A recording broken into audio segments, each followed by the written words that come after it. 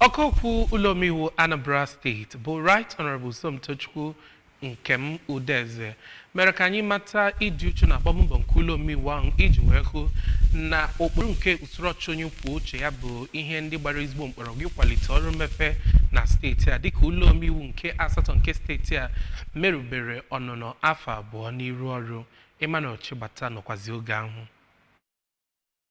na-ekwu okwu na ya bụ ihe mmemme icheta ịgba afọ 2 nke ndị ụlọ omebe iwu steeti a gbara nke dabazi n'ihe mmemme Nigeria na-emerube akpọrọ Nigeria's Democracy Day. Okwupụta okwu Udeze kọwara na ya bụ 8th Assembly agbago mbọ dị iche iche guzobe iwu ndị nyere aka mee ka steeti a na-aga n'iru ọkachasị n'ihe gbasara akụnụba na ibi ndụ ndị mmadụ bi na steeti a. Ọ kọwara na ọtụtụ iwu ndị ya bụ ụlọ omebe iwu mego kamgbe ha jiwa malite ọrụ n'afọ 2023 gụnyere ihe akpọrọ Electricity Law, Economic Planning Law, Oil and Gas Producing Areas Development Commission Law na imerime ihe ndị ọzọ, ma kwuo na ihe ndị a niile ya bụ na omebe iwu steeti a mere bụ nnọọ ihe kwere omume site na enyemaka gọvanọ steeti a bụ Ọkammụta Chukwuma Soludo na ndị ọrụ ya. Ọ gazi n'iru kwe nkwa na ya bụ na omebe iwu steeti a ga-agbanyesikwa ike ịga n'iru n'ime ihe kwesị na ha ga-eme iji wee hụ na steeti a gaa n'iru